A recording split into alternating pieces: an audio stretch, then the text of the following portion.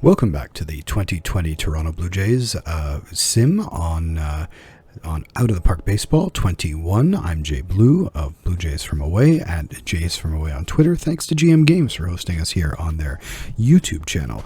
So we've now passed that September 1st roster expansion. As you can see, I've promoted Ryan Borucki and TJ Zoik to the majors. This is my transaction screen.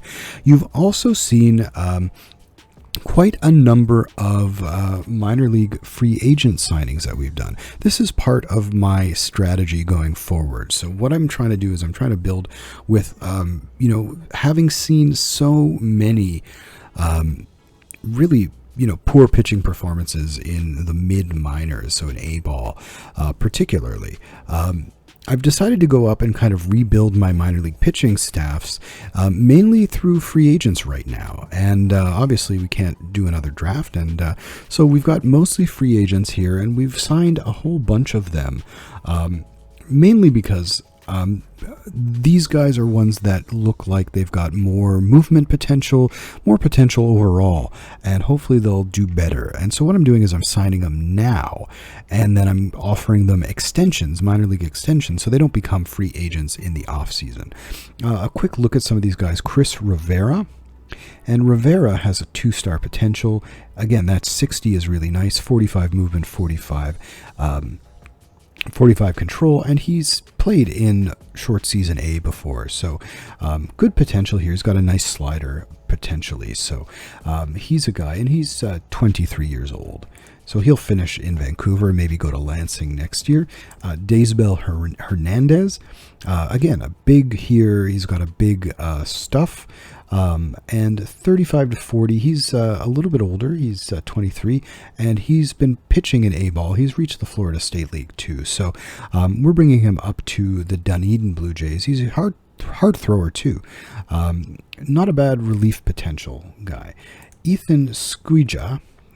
He's not that young. He's a free agent out of college. So he's our first sort of undrafted free agent. And I've sent him to the Appalachian League. They don't have much ball left this year. And again, he's not, great, but you never know. Then we have Kiner Alfaro. He's 18. So we're just going to keep him in, he's in the DSL right now. So we're going to actually move him up to the Gulf Coast League. At 18, I think he can handle that. And then we have here Bobby Johnson, 45, 40, 55. So not a bad control there. 2 pitches, relief candidate. And he is in the Gulf Coast League, but he's also played in Advanced A. That's Lancaster in the California League. So I'm going to put him in Dunedin.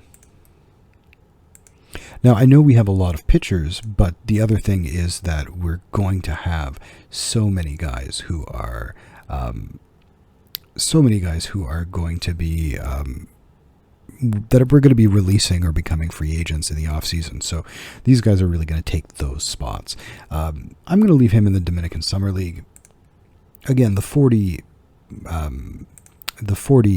movement was what I was looking for with him. Hansel Rodriguez is an interesting guy. He was in the Blue Jay system, and he's bounced around a little bit.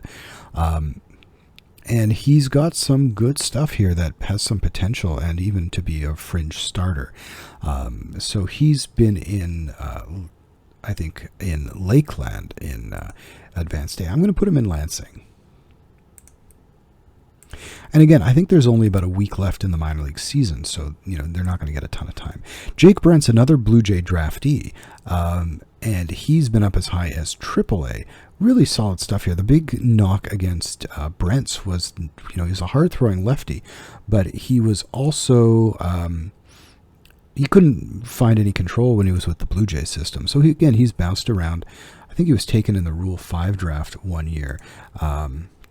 And it says here he was traded. He went in that deal the Blue Jays had for Mark Lowe in 2015, and he's bounced around.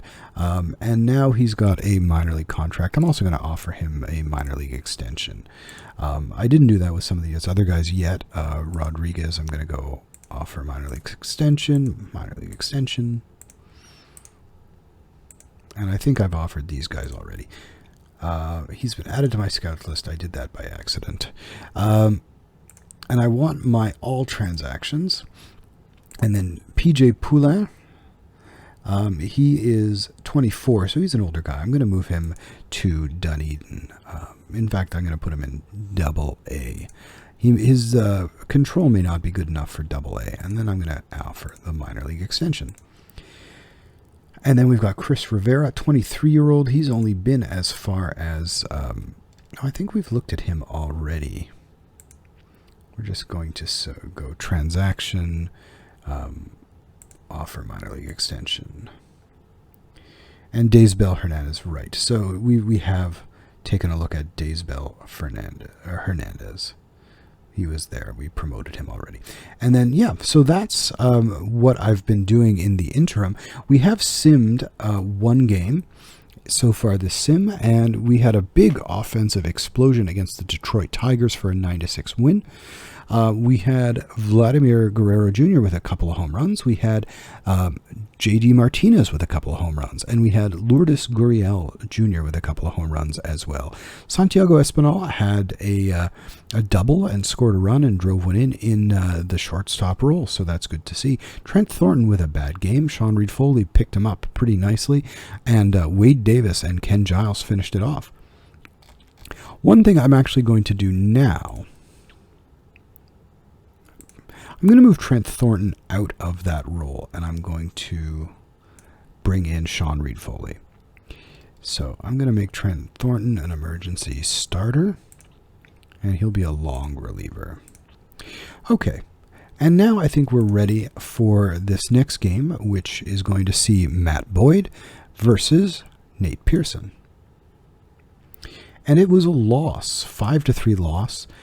Boyd was strong. Former Blue Jay, Matt Boyd. Billy McKinney had a strong game, 3 for 5. Caleb Joseph with a double. McKinney with 3 doubles. Gurriel with a double. But clearly not enough runs. Pearson struck out 8 in 4 innings, but also gave up 3 runs there. Yamaguchi, 4 strikeouts, no home runs against. Baraki, Romano, and Dolis was the guy who took it on the chin. Well, that was a little disappointing. All right, we're going to take a look at the next game. That's going to be, and that was a 5-3 loss, and that loss was in 11 innings. So that's the other thing to take a look at. It was really the bullpen that couldn't get things done.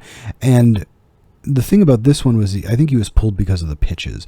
He was getting close, but I think they're a little bit more quick to pull guys out than I might be. But with Pearson, I'm not so averse to an early hook.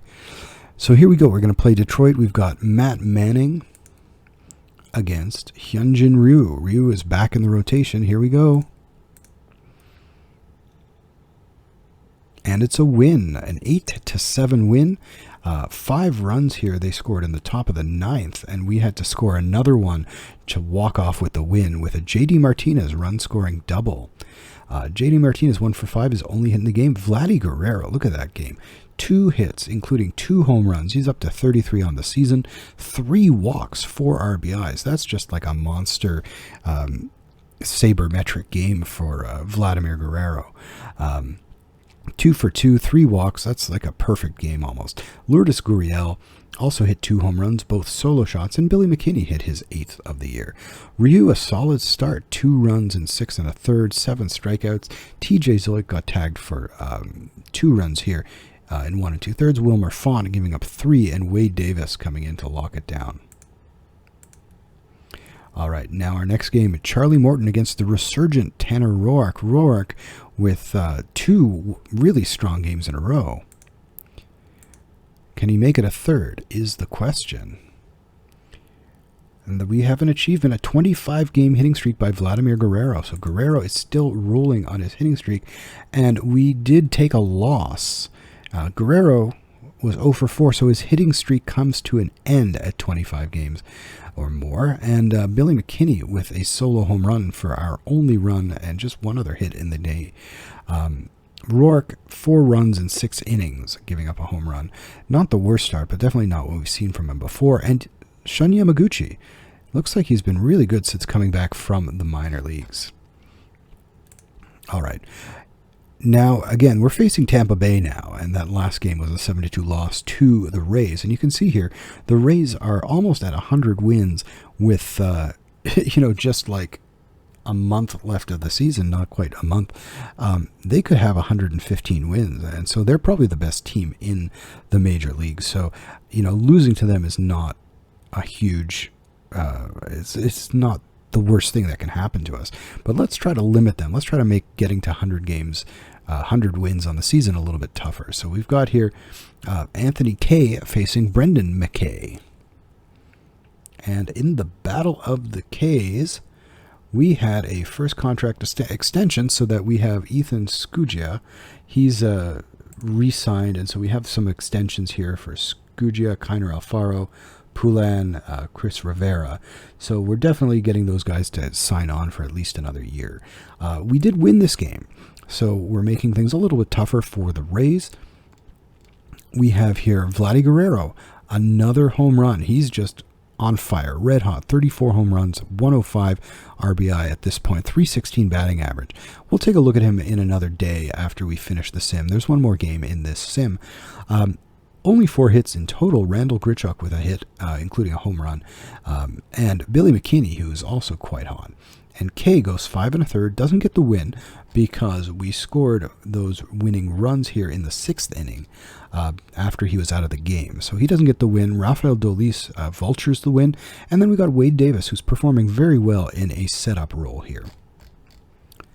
And we've got one more game to play in this sim. We're facing Blake Snell, a dominant starter, with Sean Reed Foley on the mound. Reed Foley getting another shot. He's moved up a little bit in his player development. We can show you that actually now. It came to us in our mail. So that's way long ago. So we had a couple weeks ago here our player development update at the beginning of this week on September 1st. And Sean Reed Foley has really moved up here. He had an increase in his potential stuff, an increase in his potential control, and his stamina rating improved. So his overall rating is now up to 2.5 stars, meaning that he may be at the point where he could really contribute to the major league team. So I'm, taking that as, my development guys are telling me some good things about Sean Reed Foley, and so I'm going to take that recommendation and give him the ball and see if he can do anything. And in this game, he may not have done anything very good. He gave up 5 runs in 5 1/3, but Anthony Bass and TJ Zoik also gave up some runs, and Shun Yamaguchi was the stopper. Offensively, JD Martinez with another home run. Randall Grichuk here. Lourdes Gurriel with 2 hits. Did he come out of the game because of injury? It does not look like it. Guerrero had the day off. Travis Shaw with a couple of hits. And Andy Burns 1 for 4. I think that was his Blue Jays debut since coming up. 4 at-bats. So Andy Burns takes over, plays shortstop. Didn't make an error, so that's good to see. All right, now we're going to take a look at the summary of this week. We're going to take a look at Flattery Guerrero and just take a look at what he's done, because he's not marked as being hot. Maybe he's past that, but just what he's been able to do has been outstanding. He's got 80 contact now, 55 gap power. He still has some room to improve his power. He still has some room to improve his eye, and still has some room to improve his avoiding strikeouts. Now, the speed is not great. The defense is not great. We may start playing him at first base next spring training just to start getting his rating up there in spring training. Spring training is the time, and from what I understand about this game, you can get a lot more bang for your buck when in terms of development at a position if it's something they've never played before. If we look at his ratings overall, he also can play the outfield. Again, his range is not very big. He's not bad, though. His errors are not bad, but he has a good arm. So we may actually try him out in right field if we have somebody coming up who can play third. That's another thing is, positionally. His offense is just outstanding here. 315, 394, 579, 34 home runs. So that's a 973 OPS. And, for a second-year player, that's just stunning. And Yeah, we're going to look at his fielding a little bit. So he is a bad fielder. Range factor is low. Zone rating is low.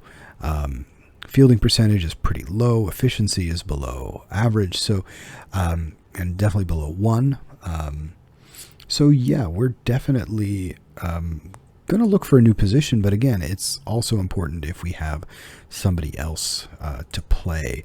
So let's take a look now. I think there's 1 day left in the minor league schedule. As you can see here, that's the Toronto Blue Jays, but we go to the Buffalo Bisons.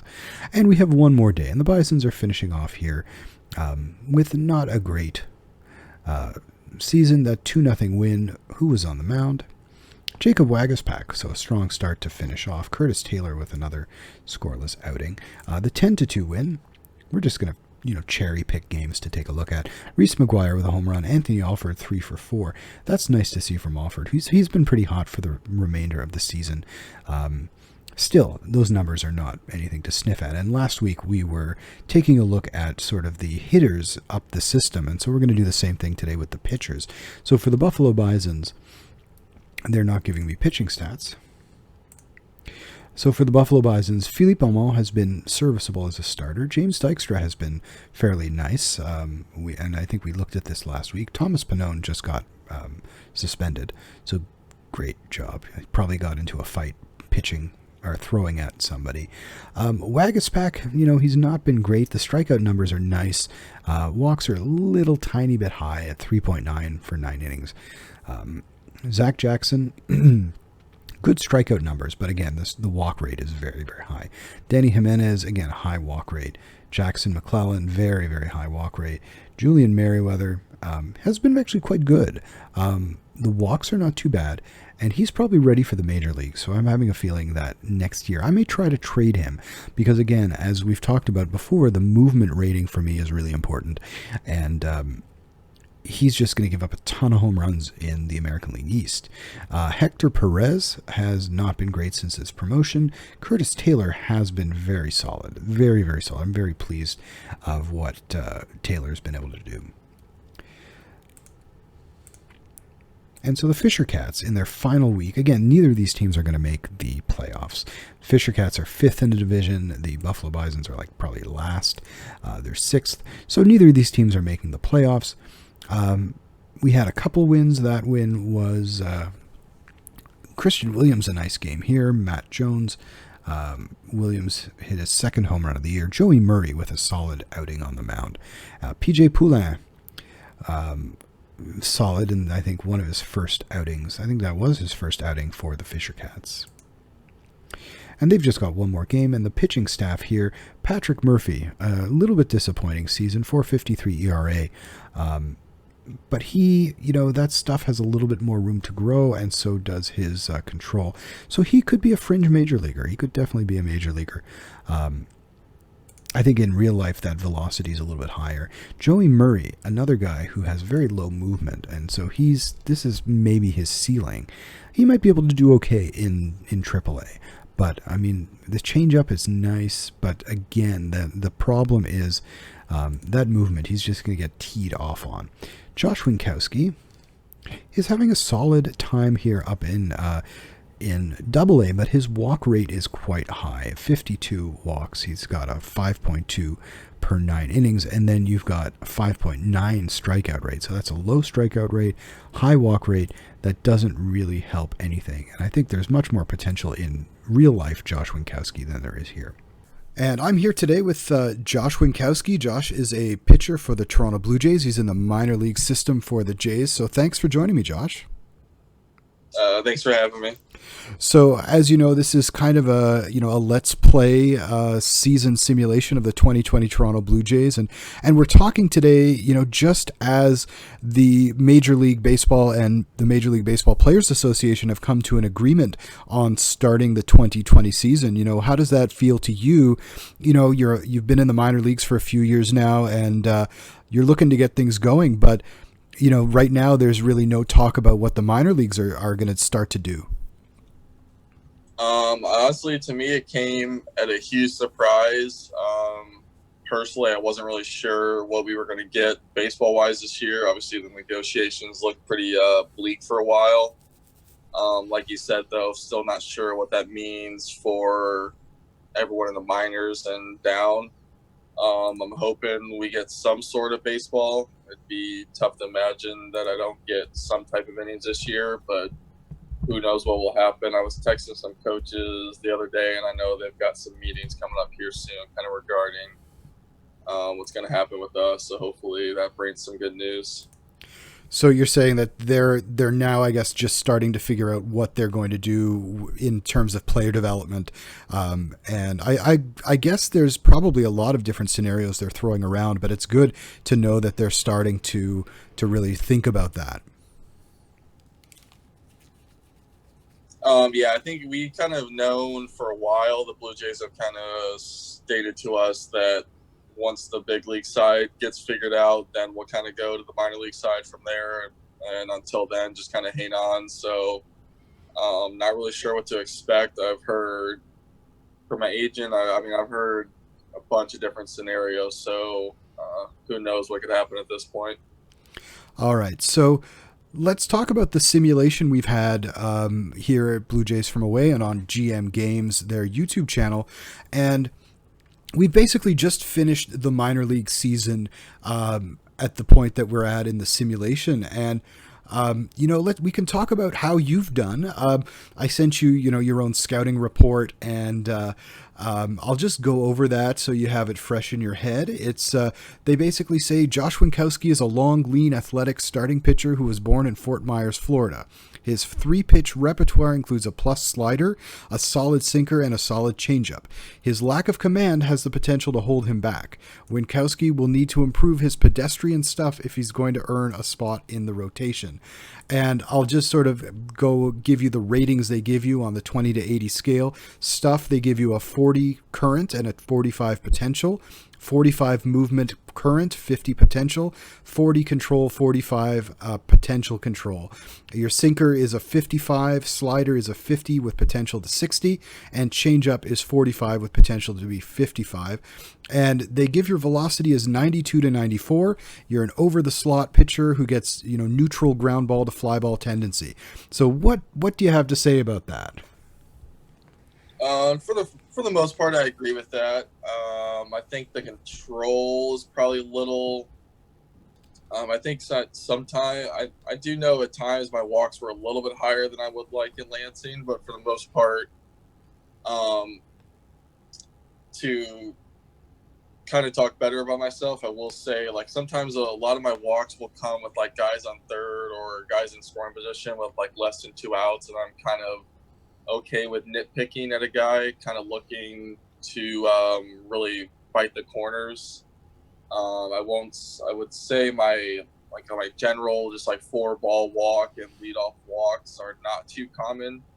Because I think in Vancouver you saw my walk rate was really low. In Vancouver it wasn't even just a walk rate. It was like I was really working all over the place or working all over the plate, pretty much in any quadrant that I wanted.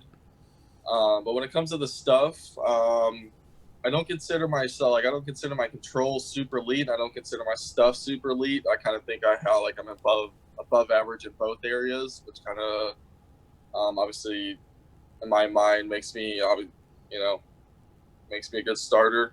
But I wouldn't say like I don't have like Nate Pearson stuff, and I don't have like Zach Greinke control, if that makes sense.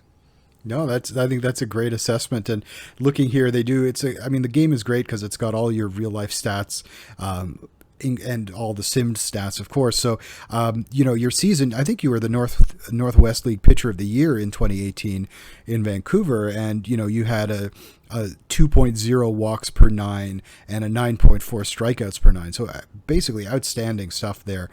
Just 15 walks and 71 strikeouts in 68 innings.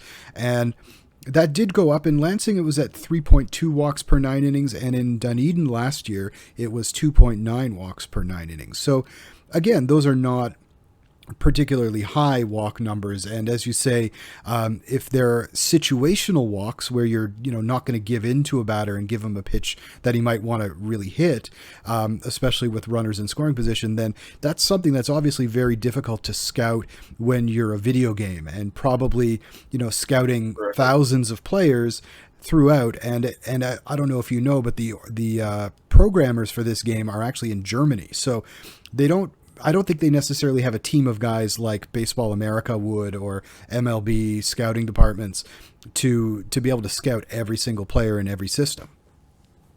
Yeah, I think, like you said, the amount of players in the minor, it's even crazy the data that they get out now on the minor league side.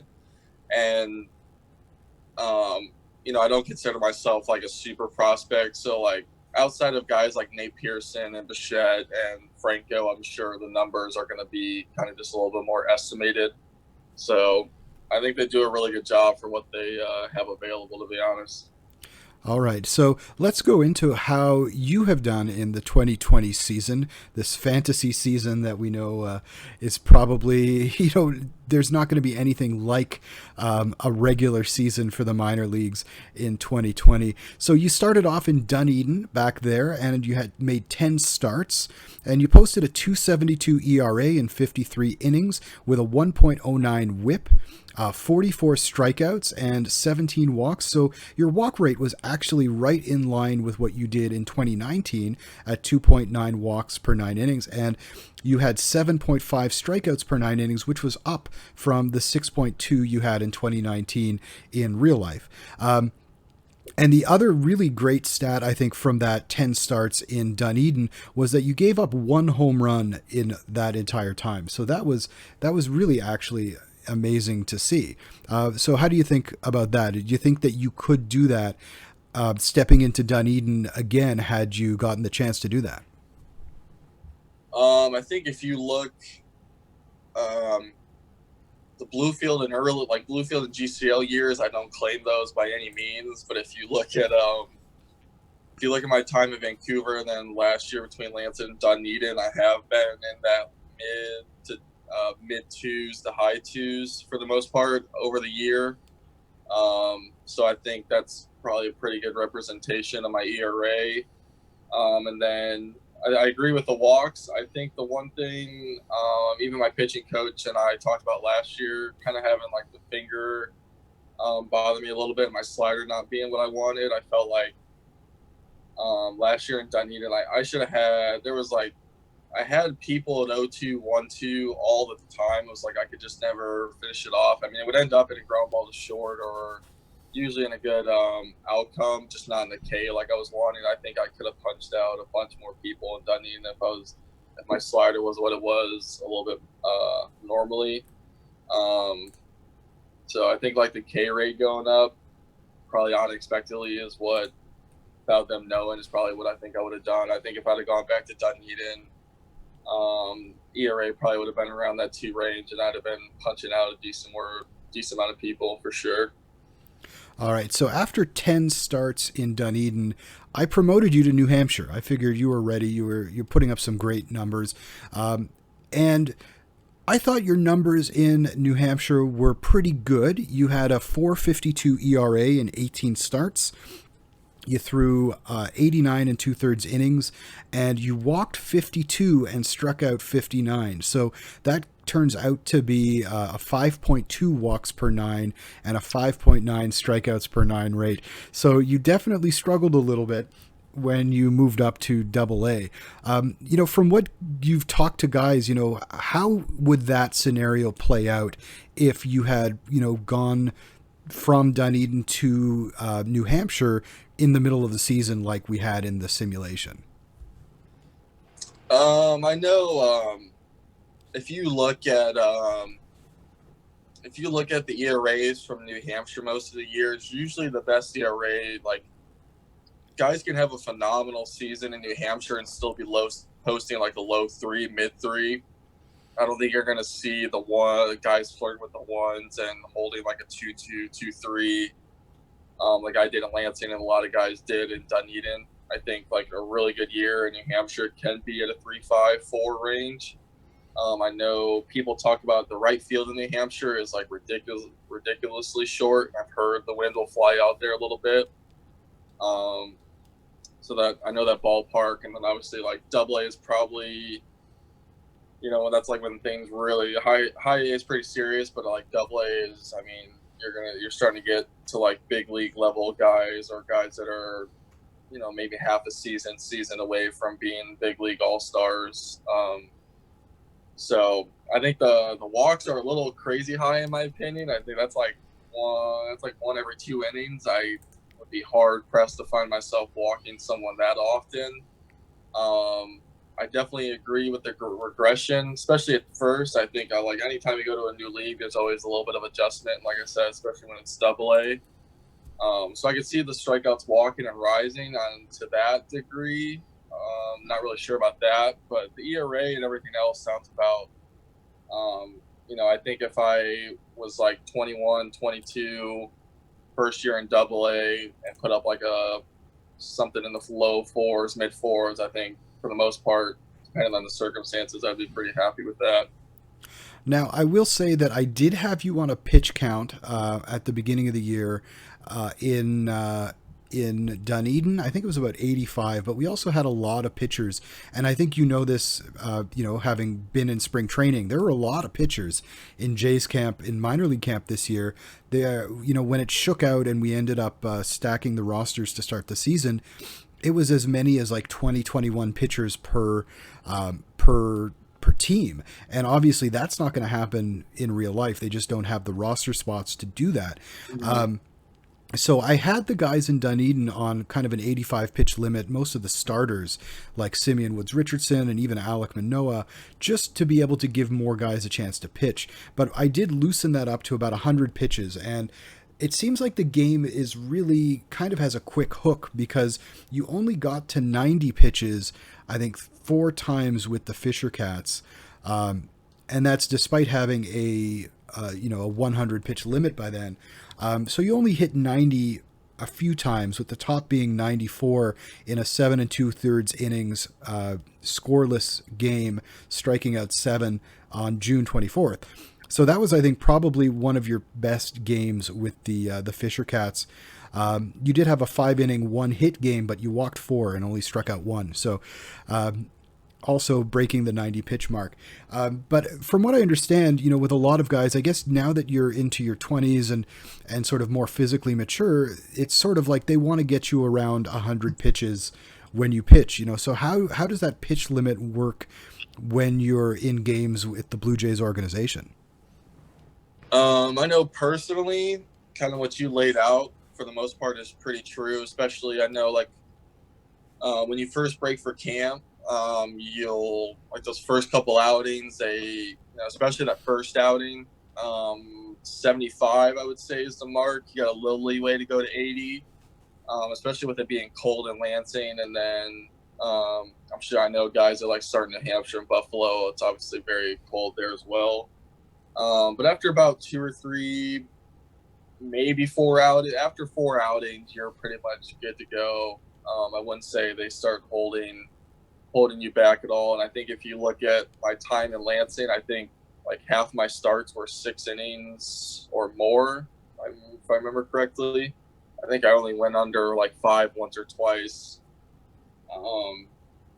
So yeah, I think like once after the first couple outings, that 100 pitch mark is pretty accurate. All right. So we just want to ask you, you're from Florida. I'm assuming you're there in Florida now. Correct. So yeah. What can you tell us about how you're staying in shape and sort of what things are looking like there as, everybody's starting to ramp things up and get ready to play baseball again? For me personally, it's a lot of been doing the weighted balls, and then I'm very fortunate to have a baseball field across the street from me, and there's like a little tennis court, so even racquetball thing. So even if I don't have a throwing partner for the day, I can just go take a ball and I throw against the wall.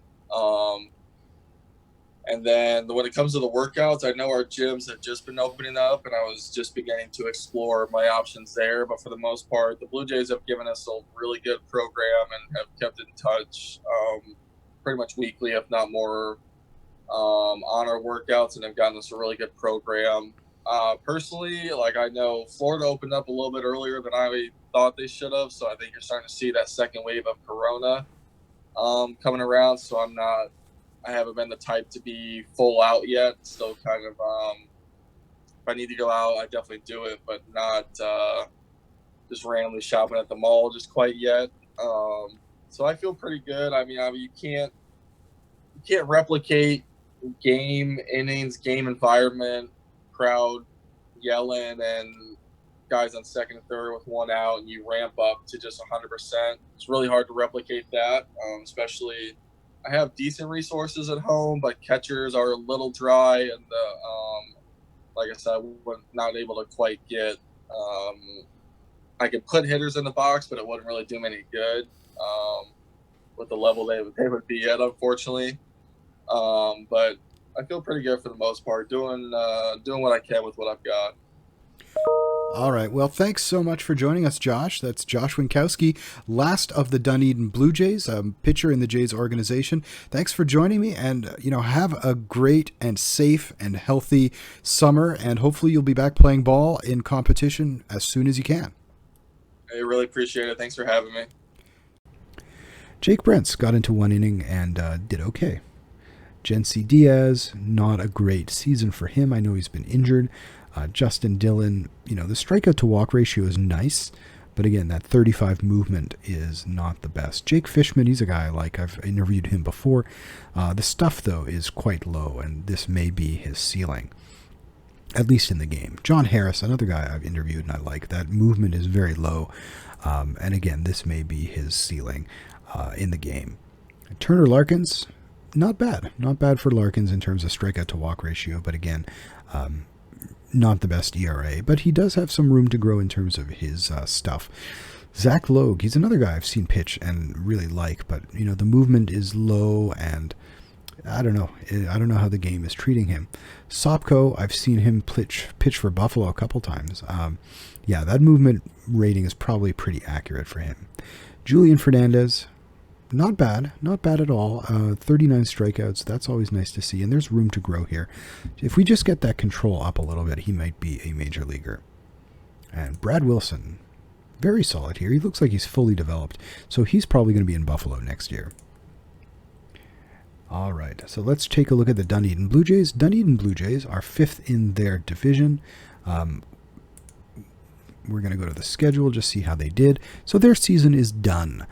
This 14-3 game is pretty nice for the offense. Chris Beck, Gabriel Moreno with no home run, Johnny Aiello with a home run, Norberto Obeso. Really nice game here, 2 for 4. Griffin Conine, 2 for 4 with a double. So not bad there. Kyle Johnston, good outing. He's been very good this year when he's been healthy. So that's something I like to see about Johnston. And speaking of Johnston and the pitchers, let's just take a look here. Maverick Buffo. Buffo has not grown at all here, and he's got fairly limited potential overall. Kyle Johnston, he again not much better potential than Buffo, but he's definitely improved a lot more, and definitely shown a lot more. And this is the guy, Alek Manoah, doesn't look like he has very much at all.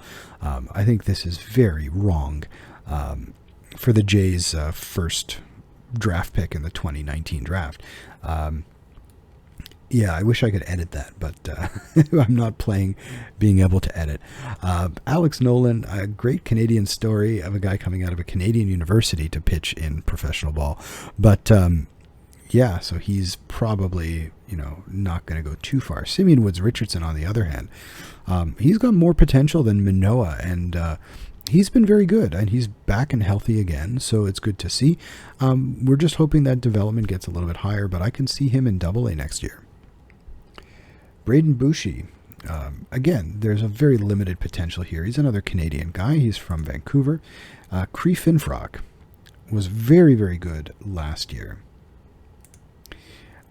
Daysbel Hernandez, he's a guy who's just come in, and he didn't have a good outing in his one Dunedin exposure. Josh Hyatt, he's been a closer for much of the year. 19 saves in Lansing, 6 in Dunedin. Pretty good, but he really hasn't done as well in Dunedin as he did in Lansing. And here's Sean Rakowski, and he's walking a ton of guys here. He's already 25, and you can see here his they don't really know much about him, I think, because this is kind of almost like a default guy who's a bad college pitcher rating. So unfortunately, Sean Rakowski in the game is not really strong. And Marcus Reyes, he's a guy I've seen pitch. He's a lefty. I think there's much more to him than this, but you can see he's done okay, and he might move up to AA next year. And Bobby Johnson, one of our newest acquisitions, he's been doing okay. Not as many strikeouts as you'd like to see at this point. So we're going to move down to the Lansing Lugnuts, and the Lansing Lugnuts are 7th in their division. They started off fairly strong, but they've just got one game left. A couple of wins against South Bend, 3-0 win. Let's see who's on the mound for that. That was Juan Nunez. Very nice game there. And then we have here South Bend 12-7. Hunter Steinmetz, Eric Rivera, Tanner Morris, just, pounding the ball. Steinmetz with a home run. Philip Clark with 2 hits. Jordan Groshans, I don't see, he had 1 hit here. Contreras with a couple of doubles. He was 4 for 5. Beautiful game there for Contreras. So a couple good games. Here's a 6-1 win as well. And on the mound was Juan Nunez again. So 2 strong starts, but 5 walks in this one. So not the best for Nunez. And Tanner Morris with 3 hits. And so on the mound for the Lansing Lugnuts, Brandon Izard has come up from Vancouver, and he has walked a ton of guys. So not a very good full season debut for Brandon Izard. Nick Fraze, decent strikeout numbers, but walks are too high. Luke Gillingham, also decent strikeout numbers, walks are too high, and his ERA is up over 5. Juan Nunez has been one of our better starters for the Lansing Lugnuts, which is really kind of an indictment of the Lansing Lugnuts rotation. Brody Rodning, not very many strikeouts. His stuff is very low. It does have some room to improve. Juan Diaz here, 21 walks, 25 strikeouts in 23 2/3 innings. Hobie Harris, not a bad season, but that 30 control is not going to get any better. And Hobie Harris is 27 already. Austin Havacost, okay since he was promoted from Vancouver. Not bad. And he's got some potential here, some potential for improvement. Grayson Huffman, again, not great when he's been healthy. Kobe Johnson, again, that walk rate is quite high. Will McAffer, solid. The strikeouts are fantastic here for McAffer, but the movement and control are really limiting on his career here. Quinones, good strikeout numbers, bad walk numbers. As you can see, a 25 control is quite low.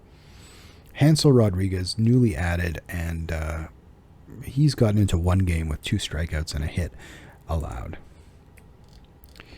Fitz Stadler, yeah, he's got some potential here, but not a lot going on in this season. And finally, Felipe Castaneda, coming up from Vancouver. He was excellent in Vancouver and has been all right here in Lansing, so not a bad season for Castaneda. The Vancouver Canadians are 3rd in the North Division, and they have just 3 more games in this season. They lost all of their games last week. I'm not even going to look at that. That's just depressing. Santos Moreno came up from Bluefield and has been very good for the Vancouver Canadians. Gabriel Ponce has been okay. I think the ERA is a little high. Sam Roberts also coming up from Bluefield and more than holding his own. Again, I think the ERA is a little high, but if you look at the strikeout and walk numbers, it's really good. Antonio Saldana, one of our few draftees who just jumped right to Vancouver. 72 strikeouts in 68 2/3 innings, so that's pretty impressive. And Saldana has very limited movement potential, so that's going to hurt him. Ethan Smith started off the year in Bluefield and came up to Vancouver, another draftee. I think is our 5th round pick. But not bad. I'm not totally disappointed in the fact that he has struggled in Vancouver a little bit. But I guess, I'm not totally displeased with that. Winder Garcia has really struggled a lot. Reuter Hernandez, not bad. A lot of strikeouts since coming up. Again, he's got a couple of aspects of his attributes that are going to limit him. And then we have here Kyle Huckabee, non-drafted free agent, son of Ken Huckabee, who is the manager for Buffalo, or supposed to be the manager of Buffalo this year.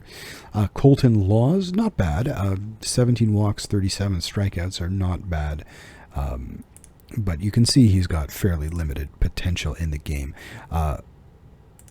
Andrew McInvale, same type of deal with McInvale, although he has definitely acquitted himself much better in the game with Vancouver. And Naswell Paulino has really struggled here. Sam Ryan, who I saw pitch in Bluefield last year, he has been, I like the strikeout to walk numbers. Movement is quite low, and he's given up a lot of runs this year. Then we've got Blake Sanderson. Sanderson also struggling quite a bit, despite fairly high strikeout rates. And Chris Rivera, who we signed earlier, he's not been great, but we're going to keep him around, obviously, because we've made that commitment. Going down to Bluefield. And their schedule, they lost their final game of the season, losing 8-1 last week, so they've been done for a little bit. Ian Bedell, not a bad season for him, especially in his debut, his pro debut. He's our second-round pick. Lots of strikeouts, which I like to see. Trevor Koenig, also lots of strikeouts, but much more walks in his debut. Alejandro Milian, lots of strikeouts, decent walks, and decent numbers for Milian, who's just 19, but he was repeating the level. Zachary Murray, another draftee from this year, again, solid numbers. I'm not unhappy with that. Kendall Williams is a guy I'm a little bit disappointed with. He had lots of walks. He finished on a strong note, though.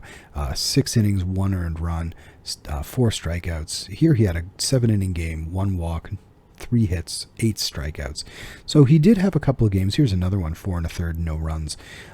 He has turned things around a little bit, and again, he looks like, kind of a fringy guy, but I'm hoping that, that's going to take a step up as he matures. Juan Acosta with a really poor season. I have a feeling he's going to be on my list of guys that get released. Elixon Caballero, again, very limited potential for Caballero. Alexis Carmona had a strong season. One of the better pitchers here. Connor Santala, decent season. A lot of walks, though. 18 walks in 23 innings. Junior Hinojosa, not bad, but very limited outings. I think we had a lot of pitchers on this team. Some of them are just going to have to find other opportunities, unfortunately. Eliezer Medrano, and we're going to have a whole episode where we go through the minor leagues and look for where we're going to make some cuts. Rafael Moncion, Miguel Olivo, there are a lot of these Latin American pitchers who are, they're filling up the organization, and we may need to clear some room. Nathaniel Perez was actually pretty good. Ethan Scugia was a new guy, Jacob Smith. I think he was injured for a lot of the season. Yeah, we drafted him in the 20th round this year. Anders Tolhurst has been actually quite solid in his debut after not pitching last year after being drafted. Vizcaíno was, he's been okay. Matt Whalen, solid numbers, a little bit high on the walk side. And Max Rajcic has been quite good, splitting a season between the two levels. Although much less good at Bluefield than he was in the Gulf Coast League. And we'll check out the Gulf Coast League Blue Jays. They've also been done for a little bit now. They didn't have any games in September. So a lot of these guys are draftees. Drew Dowd, lots of walks there, not a lot of strikeouts. Carson Hamro, a much better strikeout to walk rate. Ben Hernandez has not been good at all, but we did see him take some steps in his development report. Camden Minacci, again, strikeout to walk ratio is really skewed towards the walks. Liam Norris, more walks than strikeouts. That's definitely not something you want to see. Kiner Alfaro, we just signed him. Jonathan Bernal, he's another guy who, he's 18. I don't like to cut 18-year-olds, but we'll see what happens in this offseason. Castro Chacon, Mark Civet didn't pitch much, and again, that's the problem. There's too many pitchers here, not nearly enough opportunity to pitch, especially in this season that's quite short. Ronald Govea was one of the better pitchers, so he's going to definitely earn another look next year. Adrian Hernandez, not so great. 2 high walks. Jefferson Herrera was actually pretty good. But he's also 21, so he's among the older guys. Jack Sorrell LeBron, not that great, but I don't mind that strikeout to walk rate. And Brian Mejia, Hunter Owen is a newer guy drafted this year. I like the strikeout to walk rate. We give him another chance. Yaifer Perdomo, not a lot of opportunity. Polonia was actually very good in what opportunity he did have. And Jose Quintana, more walks than strikeouts. And Alexander Ayala is another guy. He was our closer, and he was actually quite good, and he was a draftee from this year, 23rd round. But he's got some potential, especially in his pitching, in his stuff. So that's what's going on in the minors. I'm not going to look at the pitchers for the DSL, but we will do some reorganization. I don't think we have any playoff teams in the minors, so that's going to be something against the organization. But that's going to be it for today. Thanks for joining us. We're coming into the home stretch into September. So thanks for joining us. I'm JayBlue of Blue Jays from Away. Don't forget to subscribe and like this video and subscribe to the GM Games channel. Thanks very much to GM Games for hosting us, and have a great day.